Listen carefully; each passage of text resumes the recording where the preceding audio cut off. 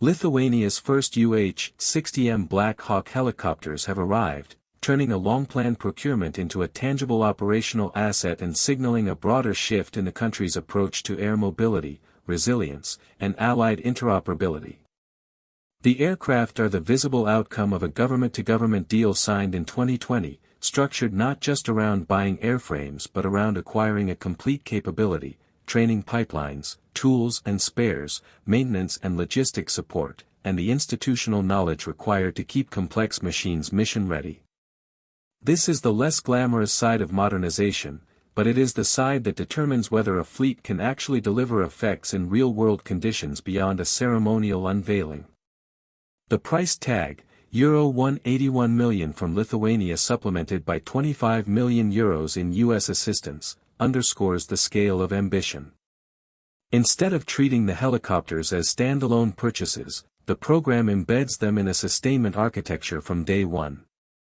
That matters in a small nation where each aircraft's availability is strategically significant. In peacetime, robust sustainment translates to faster training, higher sortie rates for routine missions, and fewer bottlenecks as crews gain experience.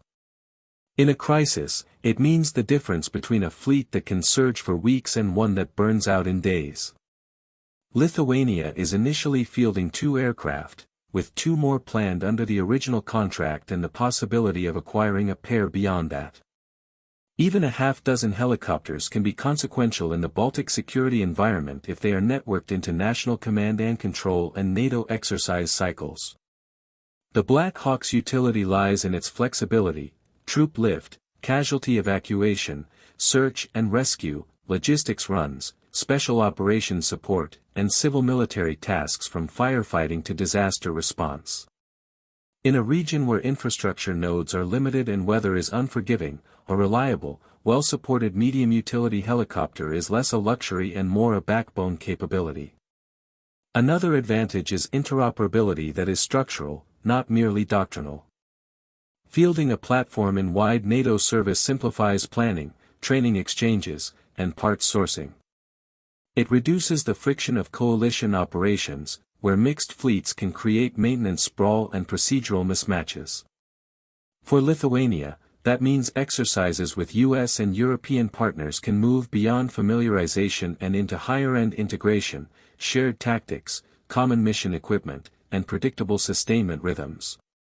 Over time, those efficiencies compound, freeing budget and manpower for additional upgrades or complementary capabilities. The timeline has not been linear. Factory shots of a Lithuanian-bound Black Hawk appeared in 2022, alongside indications that the aircraft would undergo further modernization before delivery. Although specifics were not publicly detailed, the decision to hold for enhancements points to a procurement philosophy that prioritizes a stable, mature configuration over a rush to initial operating capability. That caution may have pushed expectations for first aircraft into 2024, but the payoff is a fleet closer to the desired standard on arrival and less exposed to expensive retrofits later. With the first helicopters now presented, the center of gravity shifts from procurement to operationalization. The urgent tasks are pilot conversion, crew resource management tailored to the UH-60M systems, maintenance qualification for ground crews, and the build-out of unit-level procedures for mission planning, de-icing, night operations, and medical evacuation.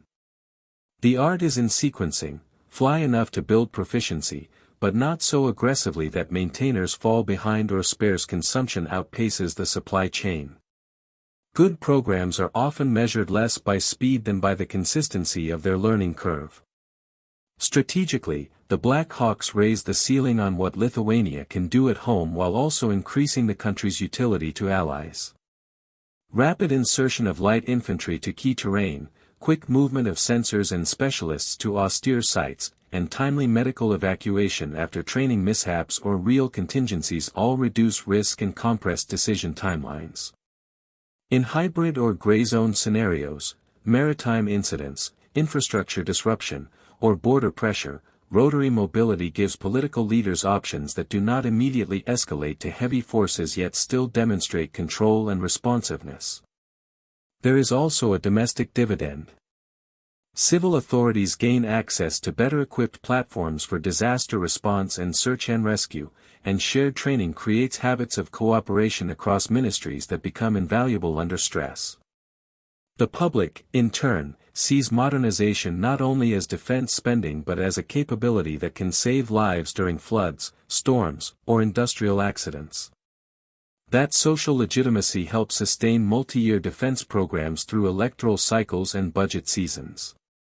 The logical next steps are incremental but important: integrate the arriving pair into a coherent flight schedule, certify crews on core mission sets, align maintenance intervals with expected usage, and map future procurement, whether additional airframes or mission kits, to real operational data rather than assumptions. If Lithuania maintains that discipline, the UH-60M program can become a model of how small states extract maximum value from limited fleets, by buying the ecosystem, not just the aircraft, by prioritizing interoperability, and by treating sustainment as strategy, not housekeeping.